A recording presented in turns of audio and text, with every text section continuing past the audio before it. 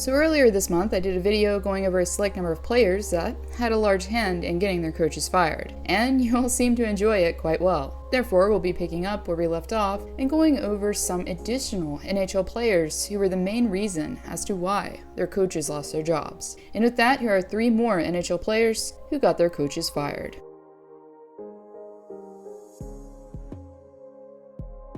When it comes to retired players coming back into the hockey scene to coach their former teams, it can go either way. Sometimes things work out perfectly. Thinking of Rod Brind'Amour, for example, his team has been quite successful throughout his tenure thus far in Carolina. However, there's occasions where it's completely backfired in the worst possible way. Well, for Dale Hunter, you could say that was definitely the case. Hunter, along with his brother and Basil McRae, decided to purchase the OHL's London Knights in 2000. Dale from there became team president and head coach. And really, you could say he was successful from the get-go. Not only was the team making consecutive playoff appearances, but they also went on to defeat Sidney Crosby and the Rimouski's Oceanic in the Memorial Cup Finals of 2005. Therefore, after getting a taste of success at the junior level, Hunter decided to take his coaching expertise to the highest level in 2011. Following the firing of coach Bruce Boudreau in Washington, Hunter then stepped in as his successor in late November. Hunter, as I alluded to,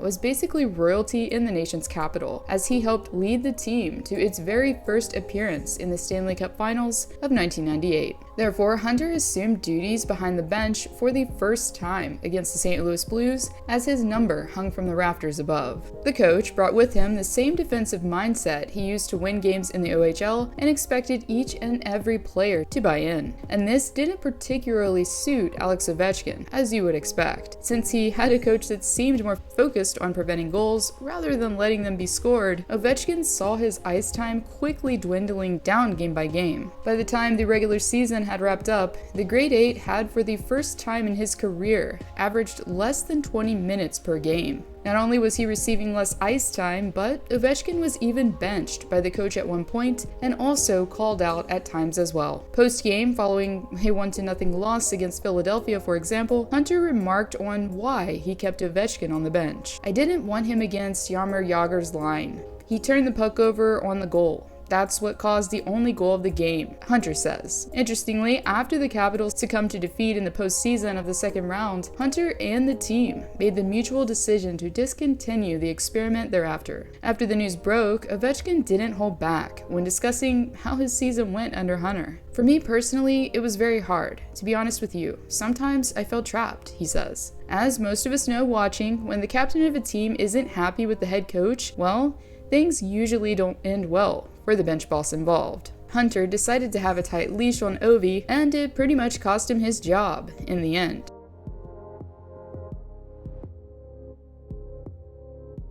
Around the same time as the Mike Babcock-Mitch Marner incident made its way into the headlines, Coach Bill Peters found himself in the spotlight for all of the wrong reasons. In November of 2019, Akim Aliu decided to speak his truth. The truth, however, revealed some shocking allegations that immediately put Peters under a microscope. After Aliu was drafted by Chicago 56th overall in 2007, he spent a considerable amount of time alternating between the AHL and OHL before making his NHL debut. But it was during those formative years in his career that Aliu had a coach he would never forget. Peters, who was just getting his foot in the door at the AHL level, began his tenure in Rockford at the start of the 2008-2009 campaign, and one of the players on his roster from 2008 to 2010 was Aliu himself. Aliu alleged that Peters made some discriminatory comments that were directed at him specifically. The comments seemed to come about due to Aliu's choice of music he was playing in the locker room. According to Aliu himself, following the incidents, Peters wrote a letter in an effort to have his players sent down to the ECHL thereafter. In around a decade after, Aliu decided to reveal the controversial incident. His honesty resulted in Peters losing his job with the Flames a few days after. Even though Peters technically did resign, there's no doubt that his superiors gave him an ultimatum at that point to either resign or be fired instead. After coaching overseas in the KHL for a short while, Peters was fired last November due to having a poor coaching record.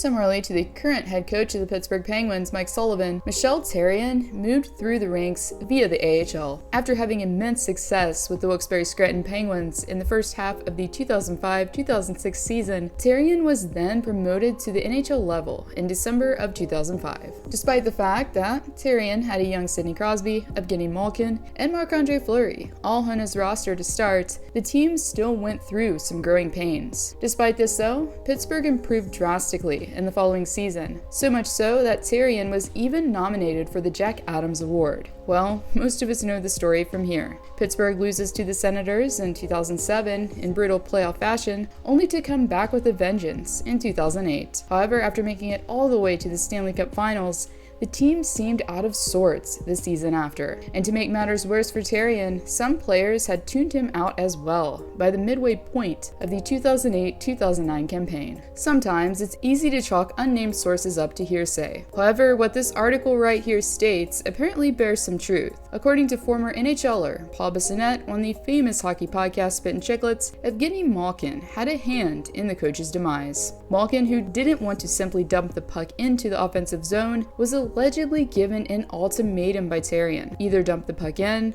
or be benched. Shortly after the conversation took place behind closed doors, Therrien was let go by the team following a loss against the Toronto Maple Leafs. The only story that's coming to my head about Gino was that was when Therrien started the year there.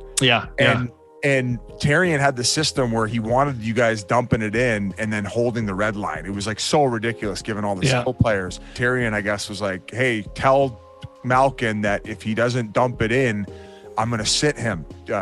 Gonchar tells Therrien, he says if you sit him, he's going back to Russia. And then sure enough, like a few weeks later, he was gone, and then Bilesma came in and the rest is history, right?